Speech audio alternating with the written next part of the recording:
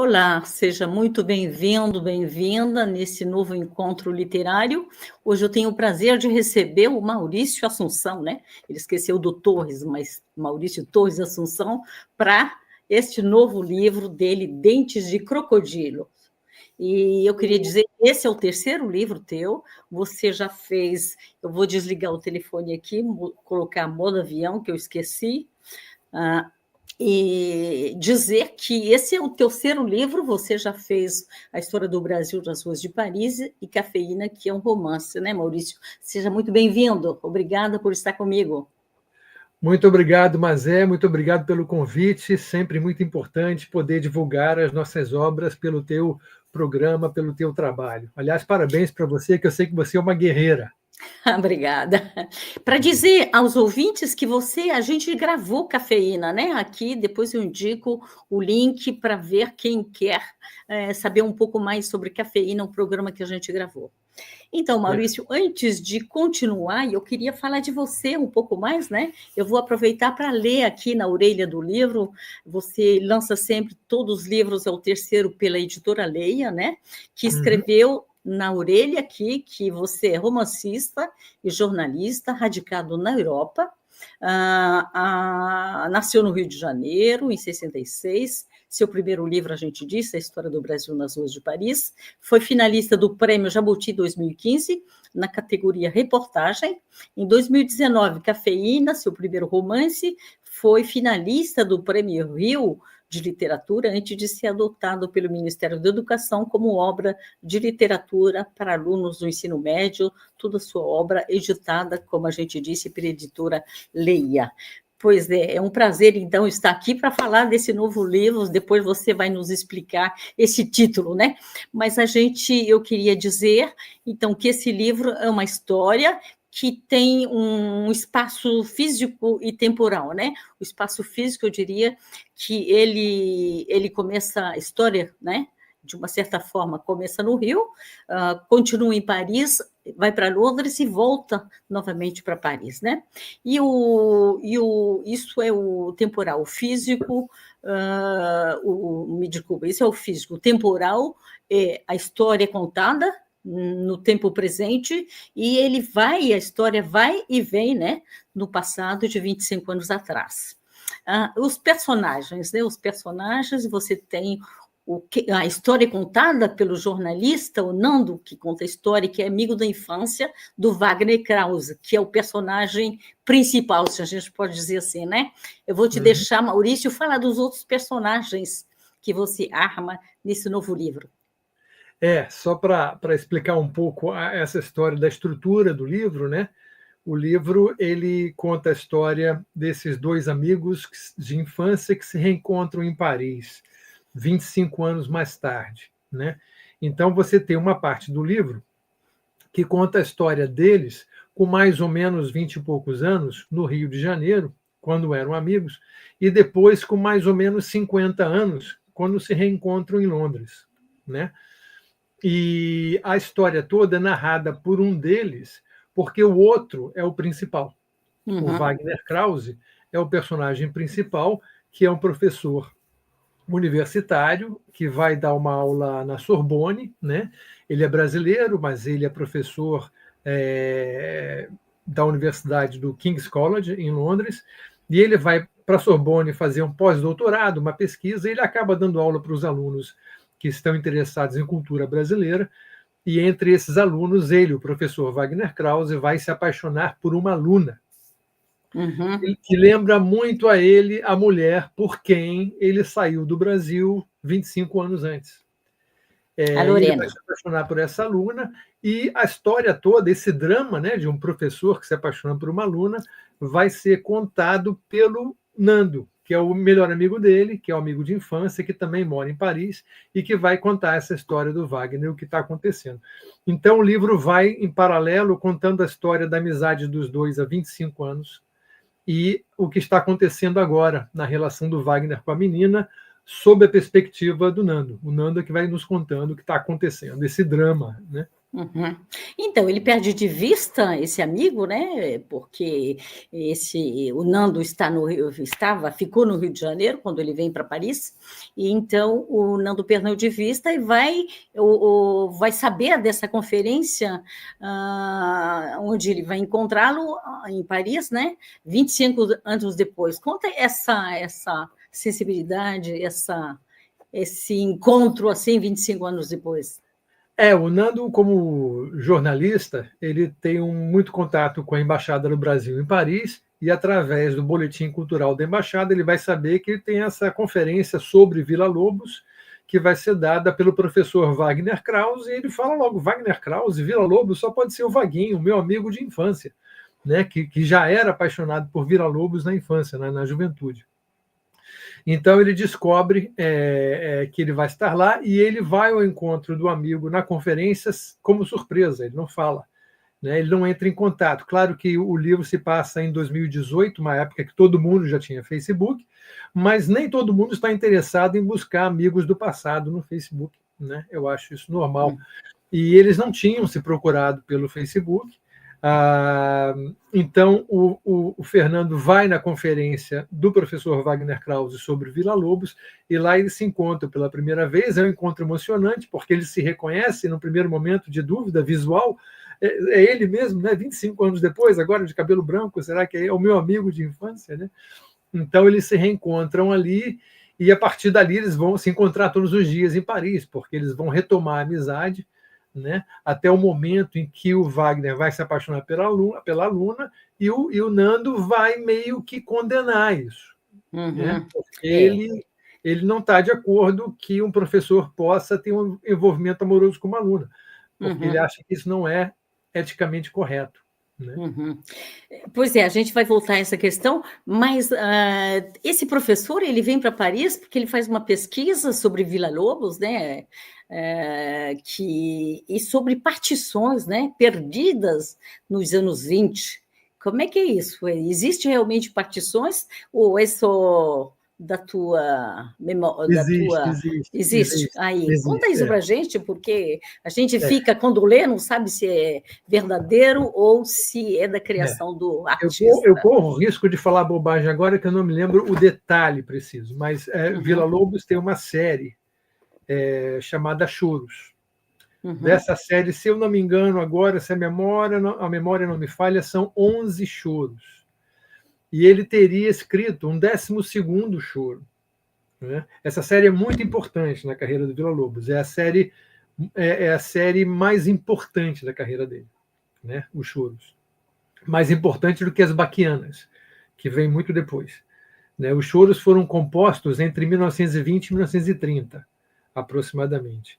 E o que o professor Wagner Krause descobre é que Villa-Lobos tinha composto um 13º choros, cuja partitura ele perdeu em Paris. Então, esse pedaço da obra do Villa-Lobos, que é tão importante, é tão estudado pelos musicólogos, não tem só 11 partes, tem 12. Só que a 12ª parte está perdida até hoje. Ninguém sabe onde está. E o Wagner, o professor Wagner, ele vai para Paris em busca dessas partituras, porque ele é um grande estudioso da vida do Villa-Lobos, não só da obra, mas da vida. Ele sabe onde Villa-Lobos morava, ali na Praça Saint-Michel, no centro de Paris. Então ele quer entrar no apartamento, ele quer saber se o prédio não teria uma cave, né? Como se fala em português, uma cave, um sótão. Um sótão. Um porão. Ele acha que o prédio pode ter um porão, e nesse porão ele pode encontrar, numa mala velha qualquer, essas partituras perdidas. Então ele vem para Paris para buscar essas partituras. Se ele vai encontrar, eu não posso falar porque é spoiler. Tudo a fé. E eu queria dizer, então, porque é um drama, né? Como você disse, é um drama. A gente não vai também falar para não, né?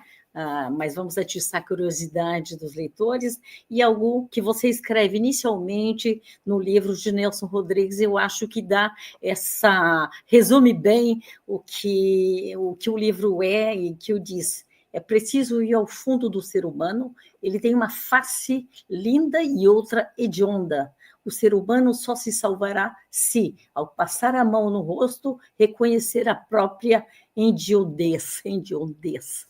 É um nome difícil, palavra difícil.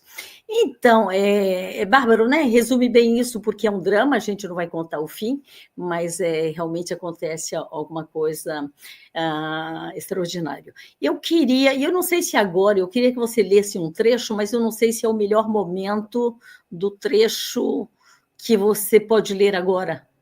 Pode ser agora? Posso ler agora um trecho aqui, em que é justamente o trecho que o Nando está refletindo sobre a chegada do Wagner em Paris.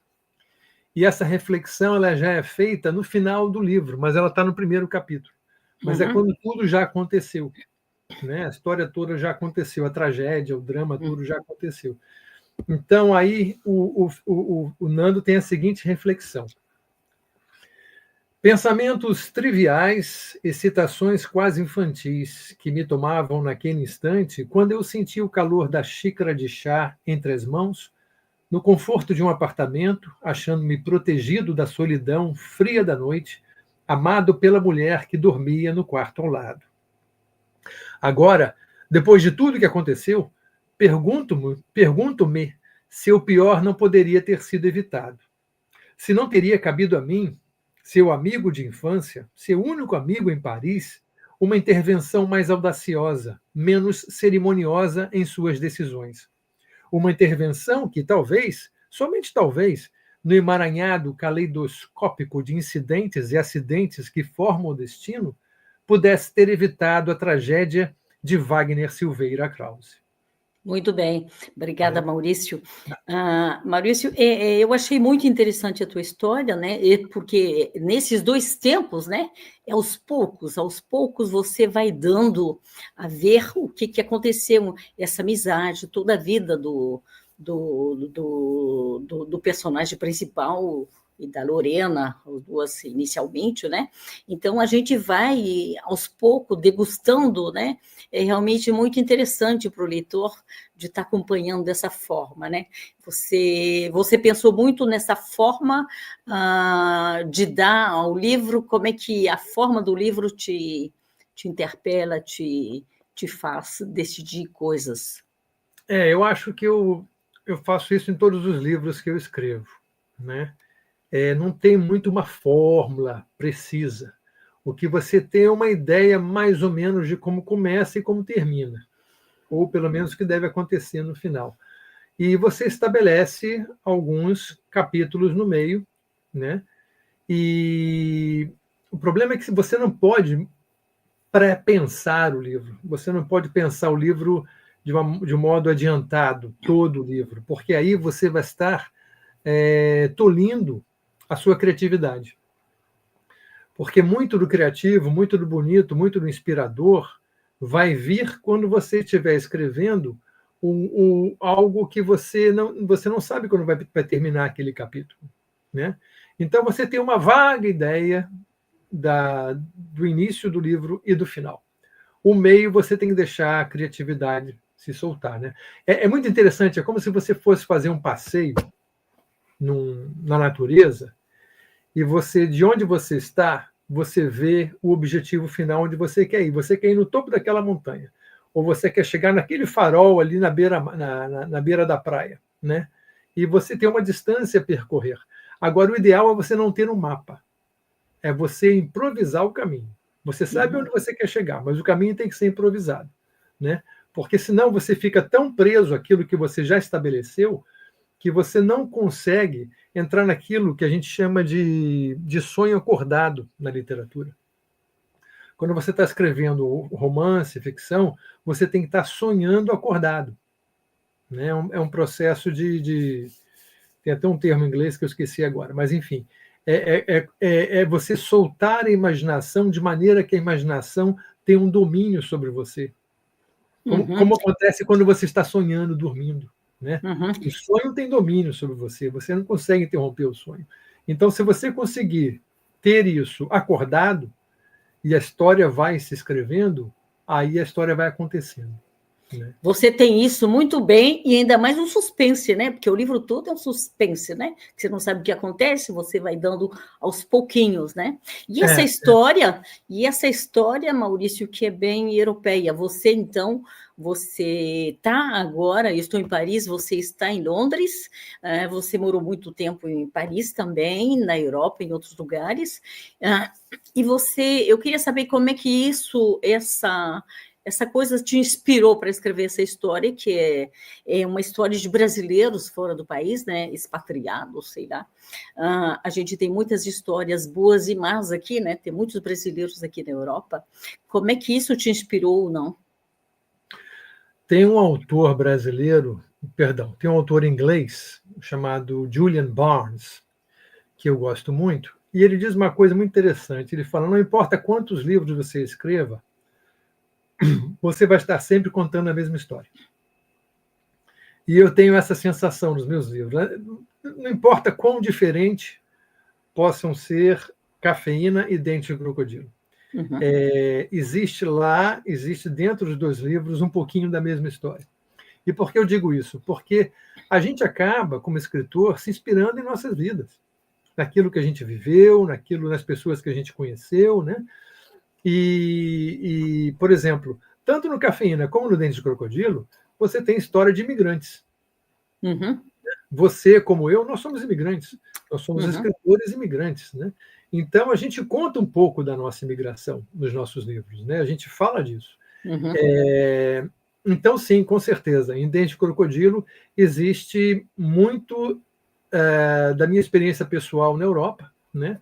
E aí eu fiz uma brincadeira interessante no livro, que é um contraponto entre Paris e Londres, né? O livro se passa um pouco nas duas cidades aqui na Europa, tem um pouco dos dois, mas aí eu vou contar um segredo de bastidores para você, é que tinha um grande trecho do livro em que os dois, o Fernando e o Wagner, discutiam as vantagens e desvantagens de se morar em Londres ou Paris.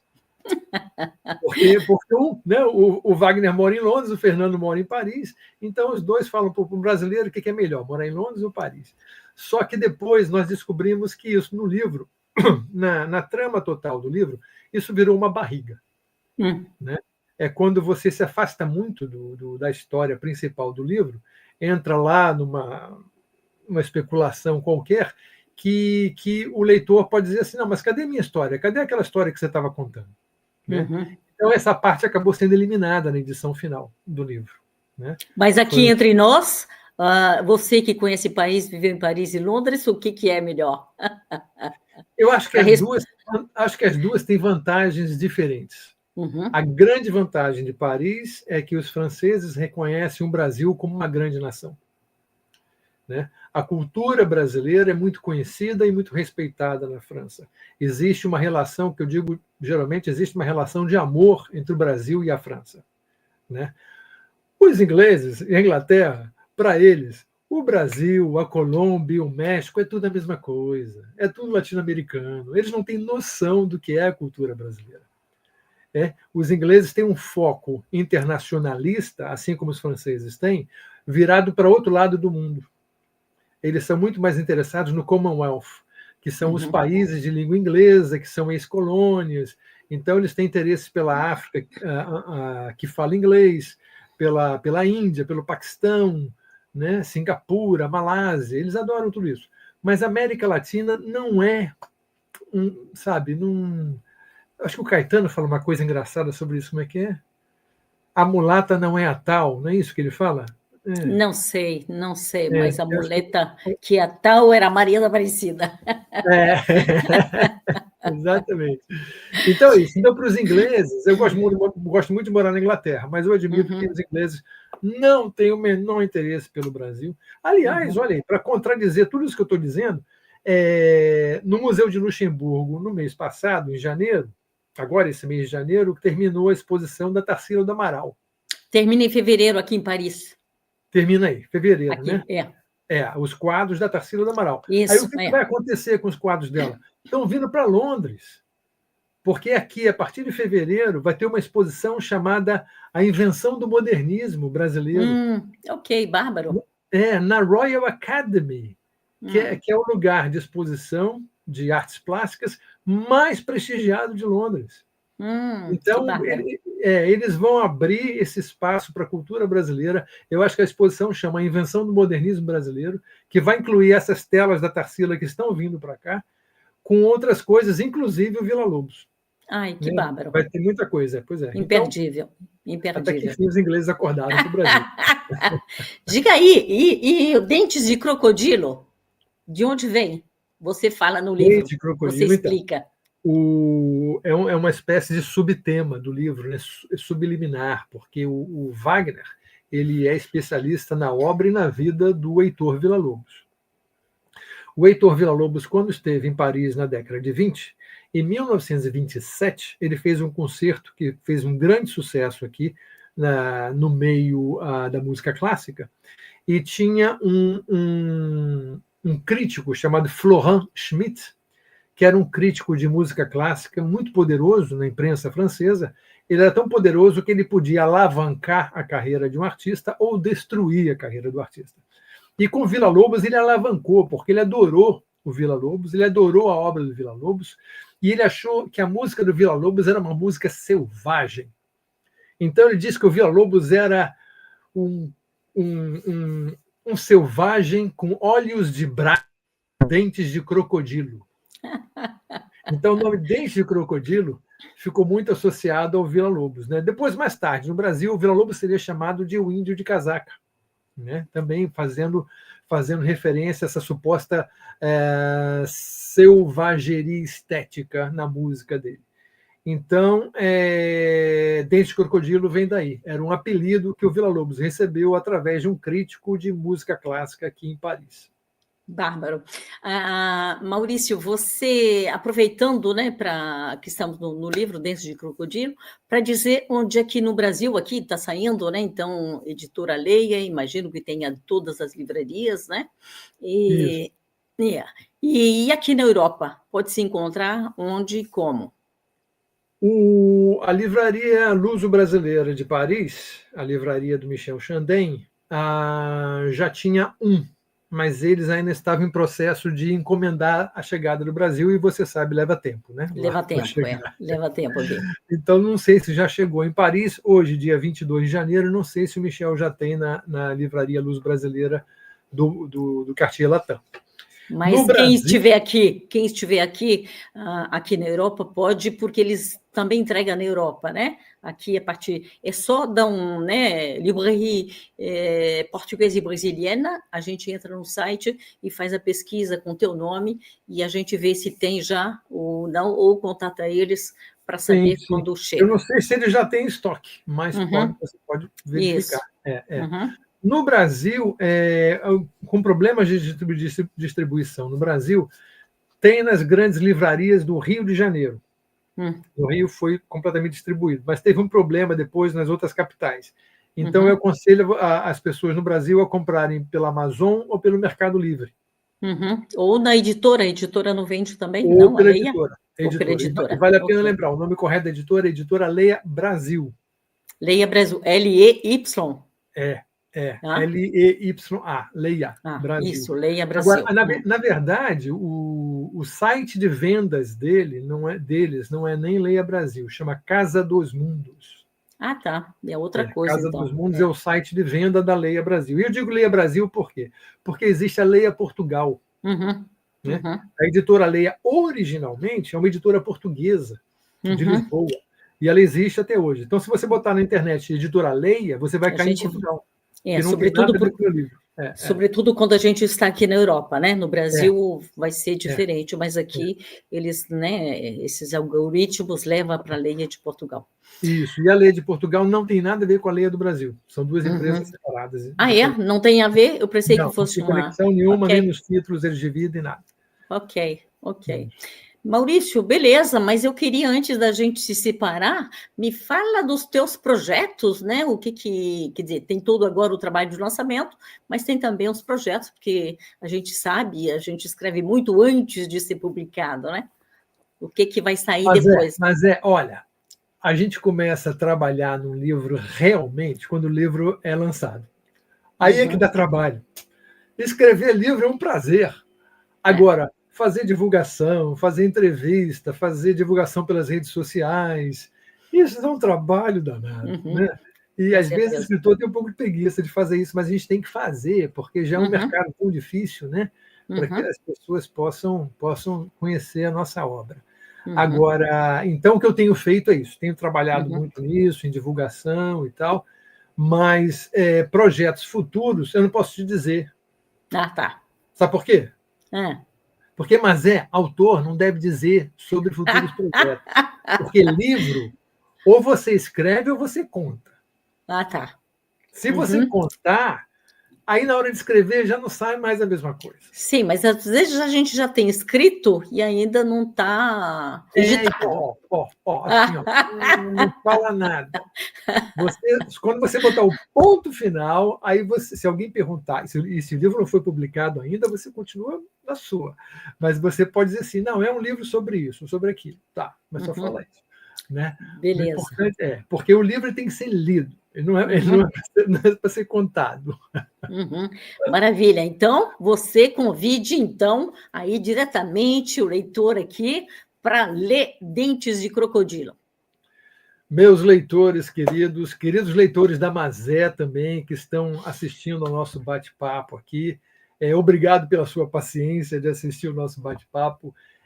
Sim, Dentes de Crocodilo está à venda no Brasil. É mais fácil comprar pelo Mercado Livre, pela Amazon, pela Casa dos Mundos, mas também nas grandes livrarias. É um livro que fala de amor, vingança e tragédia, envolvendo dois amigos de infância e uma estudante universitária, por quem um deles se apaixona. Enfim, não posso dar um spoiler, porque o livro é cheio não dê, não, mas eu acho que você foi perfeito. É isso, um resumo assim, e lugares onde encontrar. Então, espero que você tenha gostado. Maurício, até uma próxima. Muito obrigada pela companhia aqui durante esse tempinho aqui. Um grande abraço. Obrigado, Mazé. Um grande abraço. Um abraço. Tchau, tchau.